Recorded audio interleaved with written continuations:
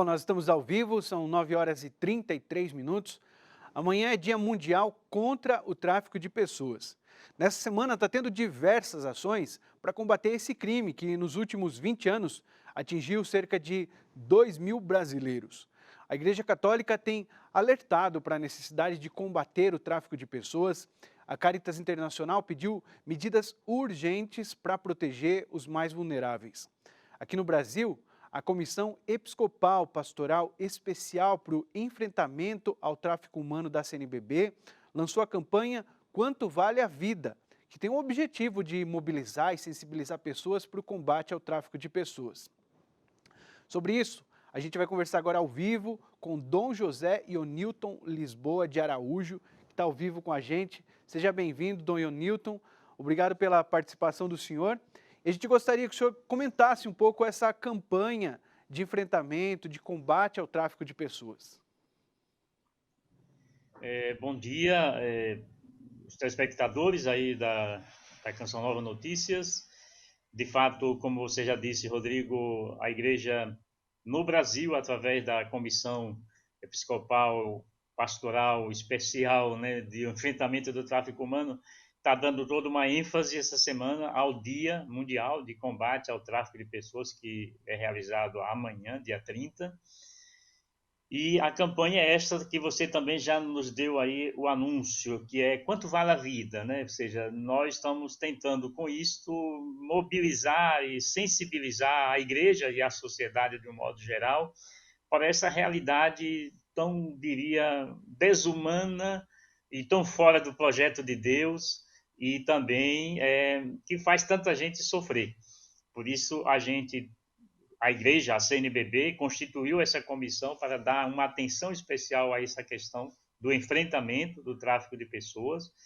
E dentro desse contexto, nós temos aqui no Brasil a rede Um Grito pela Vida, que nasceu uma proposta da vida consagrada mundial, né, de toda a igreja, depois aqui no Brasil também, a CRB tem feito um trabalho assim muito importante nessa linha do enfrentamento, do combate, da prevenção e da recuperação de pessoas traficadas. Mas também a Caritas, como você mesmo disse, tem feito um trabalho especialmente no que diz respeito ao tráfico de crianças. Então, a gente gostaria também, assim, de saber qual o cenário, né, da realidade do tráfico de pessoas aqui no Brasil. Olha, os dados que a gente tem, né, do próprio Ministério Público, né, do Trabalho, são dados que, dos últimos anos, entre 2014 e 2020, foram 1.496 denúncias que foram feitas no Ministério Público do Trabalho, dizendo que estava havendo aliciamento e tráfico de pessoas. Então, se oficialmente a gente chega a esse número, né, 1.496 denúncias, a gente pode imaginar que extraoficialmente, lamentavelmente, existe um número bem maior de pessoas atingidas, né, pelo tráfico né, nesse caso, o tráfico de pessoas humanas. E também a gente tem um dado do Ministério da Justiça, né, dos anos 2018 e 2019, que mostra que também aqui no Brasil, né, infelizmente, esse número chegou aí, como você mesmo disse, aí a cerca de 2.000 pessoas, né, oficialmente, né, envolvidas no tráfico de pessoas. E tem um anuário, um anuário brasileiro de segurança pública, que eles publicaram recentemente os dados até 2018, né, que só em 2018, para a gente ter uma ideia, 80 mil pessoas foram consideradas desaparecidas, né, sumiram de suas famílias, de suas casas, dos seus municípios, da sua comunidade e muitas vezes não se encontra. E aí há uma, né, suspeita de que essas pessoas desaparecidas, uma boa parte delas se dá pelo tráfico de pessoas. O tráfico de pessoas, é importante a gente dizer aqui, Rodrigo, e para os nossos telespectadores, é o terceiro maior, né, tipo de tráfico rendoso no mundo, né? Nós temos o tráfico de drogas, o tráfico de armas e o tráfico de pessoas, né? Nessa ordem, inclusive a nossa igreja, a CNBB, fez uma campanha da fraternidade tratando exatamente sobre isso, e isso já era bem lembrado ali, né? Como o tráfico de pessoas tem sido, lamentavelmente, uma fonte de dinheiro sujo, né, para muita gente. Então, o tráfico se dá para o trabalho escravo, que também é uma triste realidade. O ano passado, no Brasil, foram mais de 50 mil pessoas encontradas em condições de trabalho escravo, dados oficiais, né, libertados, né, pelo próprio organismo do governo que trata dessa questão. O tráfico de mulheres para exploração sexual, principalmente, isso é outro dado, infelizmente, muito crescente. O tráfico de crianças, né? Lamentavelmente, seja para adoção ilegal ou para até, imaginem, né, para a venda de órgãos, né? Ou seja, se matam as crianças para poder tirar seus órgãos e aí vendê-los, né? É uma coisa assim de extrema maldade, né? De extrema, diria, crueldade, né? Com qualquer ser humano, mas com a criança que passa por isso, né? Nesse ponto a gente pode, por exemplo, lembrar que nós somos contra o aborto, né? O aborto é contra uma vida de uma criança que está sendo gerada no ventre de uma mãe, mas uma criança que é raptada, sequestrada, vendida ou até mesmo, e pior de tudo, assassinada, abortada depois que nasce, né? Essa é de uma crueldade muito grande também, e por isso a igreja toma essa posição, porque nós seguimos o evangelho de Jesus, que é o evangelho da vida, aquela proposta de Jesus que está em João 10:10, né? Eu vim para que todos tenham vida e vida em abundância, né? E a vida que Deus nos dá em abundância não pode jamais combinar com uma vida sequestrada, traficada, ou com trabalho escravo, ou com uma exploração, né, do corpo da pessoa para a questão sexual. Por isso, eu quero pedir aí aos telespectadores que nos apoiem. Essa semana acompanhe a gente aí pelas redes sociais, essa campanha Quanto Vale a Vida, que está sendo, né, rodado aí nas redes sociais, cada dia um vídeo que nos ajuda a tomar conhecimento dessa realidade. E também está se fazendo uma mobilização para a gente em casa mesmo, já que nós estamos em tempo ainda de isolamento social, por causa do Covid-19, a gente com a nossa família, acender uma vela, fazer uma oração, né, pedindo pelo fim, né, do tráfico de pessoas e pedindo a bênção de Deus para quem está numa condição hoje de pessoa traficada, para quem encontre caminho de libertação, e também pedir pelos que trabalham, né, no enfrentamento do tráfico de pessoas. Então, você pode acender em sua casa mesmo uma vela, fazer uma oração pedindo essa bênção de Deus para essa realidade.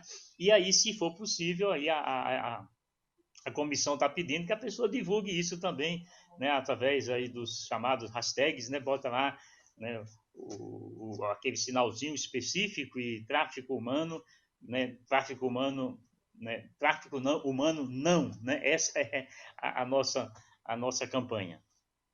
Obrigado, Dom José e o Newton, pela participação do senhor, por esse alerta importante, né?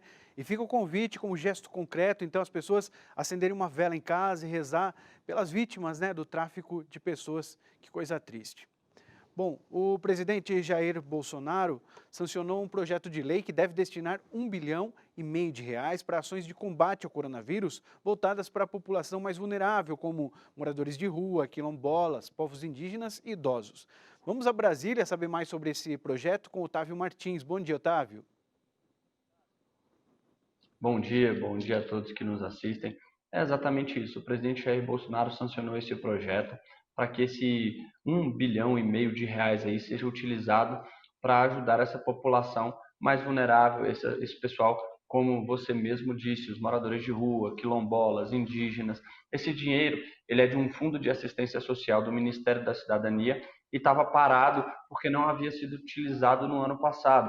Então, um projeto ali do parlamento fez com que esse dinheiro fosse resgatado e aí colocado aí na prática, né, utilizado na prática no combate aos efeitos da pandemia do coronavírus para essas pessoas que são mais vulneráveis. Então, é uma ajuda bastante bem-vinda, R$1,5 bilhão que agora podem ser utilizados aí no combate à pandemia do coronavírus e aos efeitos dela nesse público mais vulnerável. Outra parte também, a ação aí do presidente Jair Bolsonaro, agora de veto, foi vetar aí uma proposta legislativa que permitia que pais solteiros recebessem 2 cotas do auxílio emergencial.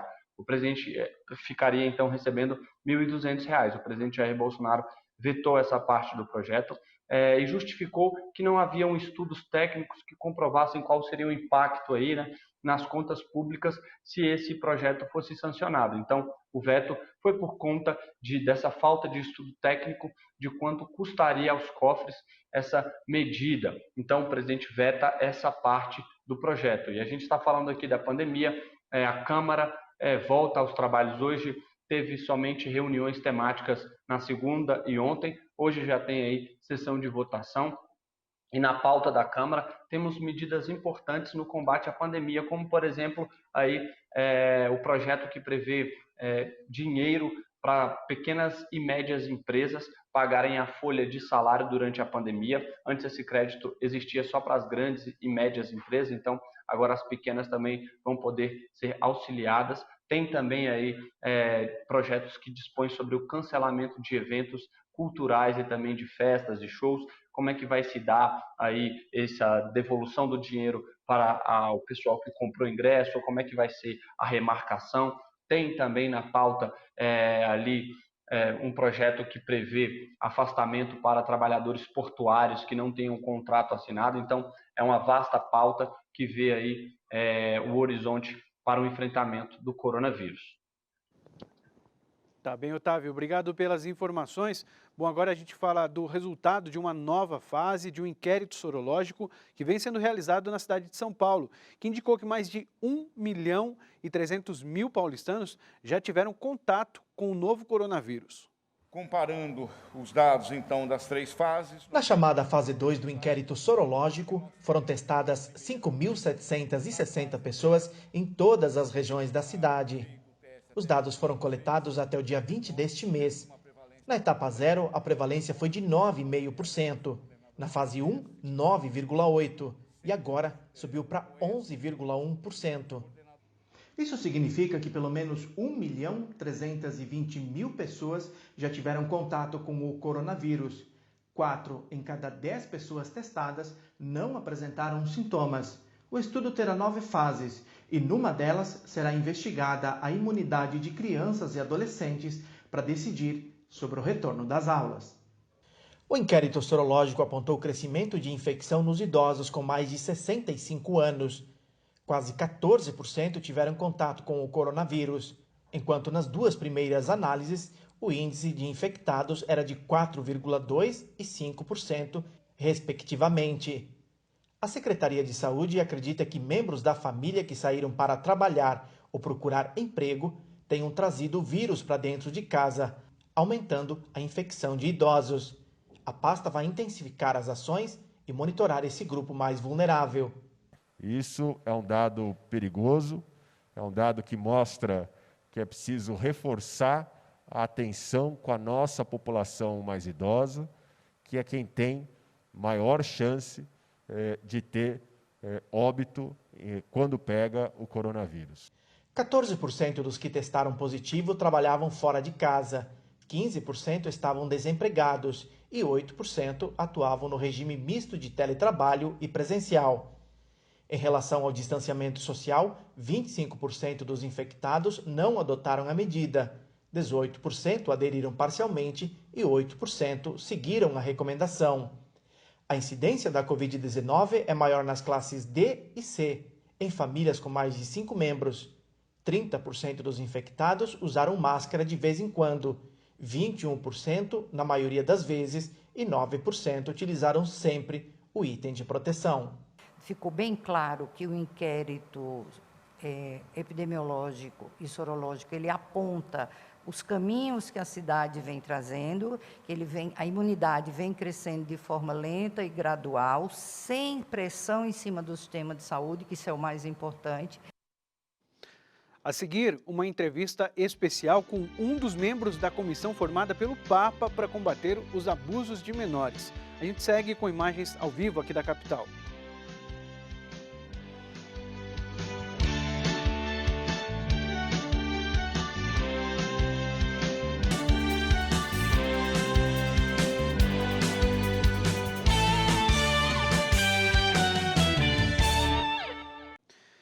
Em Roma, nossa equipe conversou com um dos membros da comissão formada pelo Papa para trabalhar diretamente no combate a abusos de menores. O documento traduz de maneira prática e processual as normas já existentes sobre a atuação da Igreja nos casos de denúncias de abuso de padres a menores. O Vademecum foi um dos pedidos feitos pelos presidentes das conferências episcopais de todo o mundo, quando se reuniram com o Papa Francisco em fevereiro do ano passado para discutir o tema. Conversamos com o Padre Hans, nos falou das vantagens da publicação deste documento. Neste documento tem o passo a passo, desde a abertura do processo até a sua conclusão, e a aplicação da lei já existente na Igreja. Eu diria ainda que este manual coloca um ponto final sobre a discussão em algumas partes do mundo, quando se usava o desconhecimento da lei como justificativa para não prosseguir na investigação. Nesse manual tem tudo bem claro, fizeram um bom trabalho, seja na explicação que na exemplificação do que o superior, ou um juiz, ou um bispo deve fazer. O encontro realizado em fevereiro do ano passado aqui em Roma foi convocado pelo Papa Francisco, que desejava se encontrar com os presidentes das conferências episcopais de todo o mundo, para junto com eles pensar em novas formas de crescer no combate à pedofilia. Padre Hans destacou que essa atenção da Igreja tem sido crescente, em especial nos últimos anos. Muito se avançou no combate a este crime na Igreja. Ainda se tem muito a fazer, mas o último documento nos aponta que um bom caminho já foi percorrido e que tem nos levado a mudanças, seja da lei, mas principalmente de atitude. Depois do encontro de fevereiro, fizemos muitas pesquisas e percebemos que existe de fato o interesse de colocar em prática o que foi definido. E afirmou que a consciência da missão da Igreja e do dever de ser ela um lugar seguro para todos é algo que precisa estar cada vez mais forte. Todos precisam trazer no coração essa missão da Igreja para com as pessoas mais vulneráveis e indefesas. Além do conhecimento prático e teórico das regras, existe a necessidade de uma conversão, que é um apelo de Deus. E se alguém ouviu pelo menos uma vez na vida uma vítima deste crime horrível, percebeu que esta ferida grita. E é como ouvir a ferida de Jesus crucificado pedindo que nos movamos para defender a vida, a justiça e a dignidade das pessoas dentro e fora da Igreja. E o Vaticano anunciou hoje a nomeação de um novo bispo aqui para o Brasil, Padre Valentim Fagundes de Menezes, que atuava como provincial dos missionários do Sagrado Coração da província do Rio de Janeiro. Foi nomeado bispo da Diocese de Balsas, no Maranhão. A diocese estava vacante desde 2 de fevereiro de 2020, após o falecimento de Dom Enemésio Ângelo Lazares. Padre Valentim tem 67 anos. Ele é natural de Açores, Portugal. E a seguir, no dia de Santa Marta, a celebração na Terra Santa. Vamos para o intervalo com imagens ao vivo da capital paulista. Hoje a temperatura aqui varia entre 13 e 19 graus.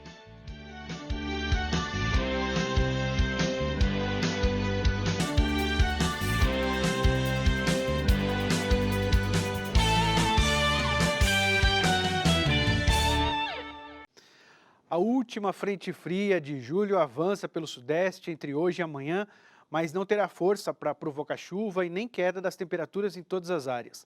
Confira agora a previsão do tempo para esta quarta-feira.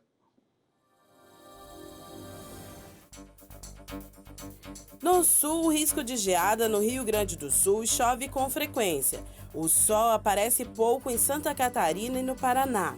No sudeste, uma nova frente fria avança e deixa o tempo instável em São Paulo e no Rio de Janeiro. Nas demais áreas, o tempo fica firme. A região centro-oeste segue com sol e tempo firme. No Mato Grosso e Mato Grosso do Sul, o dia será com mais nebulosidade. O norte fica bastante ensolarado e não chove no Acre, Amazonas, Pará, Roraima e no Tocantins. Nas demais áreas, o sol também aparece, mas ocorrem pancadas isoladas de chuva. No Nordeste, chove a partir da tarde. Do litoral de Salvador a Natal, a chuva é passageira, mas o tempo fica mais instável. Faz sol e não chove nas demais áreas. Agora nós vamos à Terra Santa para saber das medidas de combate ao coronavírus. E a Danúbia Gleiser também fala para a gente da cidade da Terra Santa, onde morou Santa Marta.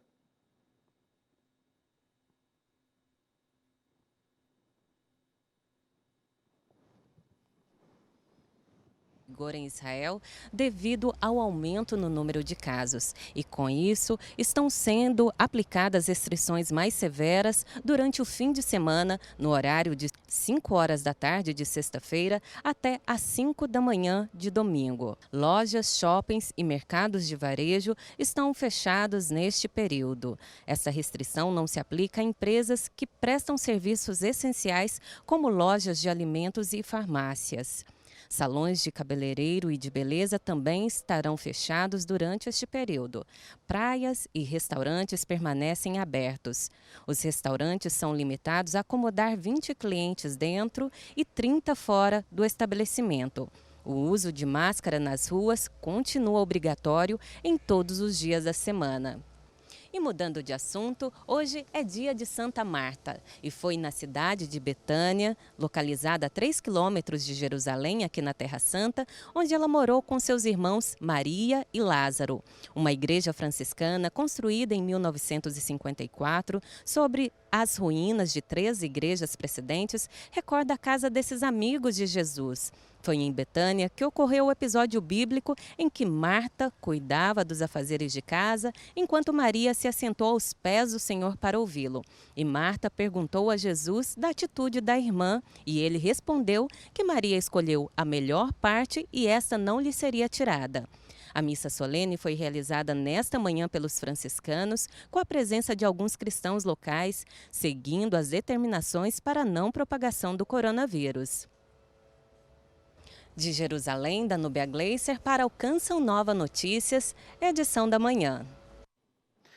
E para encerrar, uma mensagem que o Papa Francisco postou na rede social hoje de manhã. A mensagem diz assim: os homens e as mulheres que rezam sabem que a esperança é mais forte que o desânimo. Eles acreditam que o amor é mais poderoso do que a morte e que certamente triunfará um dia, mesmo se em tempos e maneiras que não o conhecemos. A esperança é mais forte que o desânimo, o amor é mais poderoso do que a morte. Esse é o entendimento de quem se volta para Deus quando a gente ora. Por isso, quero encerrar convidando você para um momento muito especial de oração. Temos um encontro marcado hoje à meia-noite, no programa de Mãos Unidas. Hoje tem a participação dos nossos amigos, Ironis Puldaro, Padre Anderson Guerra, Marília Mello. Envie seus pedidos de oração para o nosso e-mail tvcn.saopaulo@cançãonova.com. E hoje já vai ser uma preparação para o fim de semana, para o Canção Nova Abraça São Paulo. Saiba mais sobre esse evento que vai ser um contágio de esperança e de amor.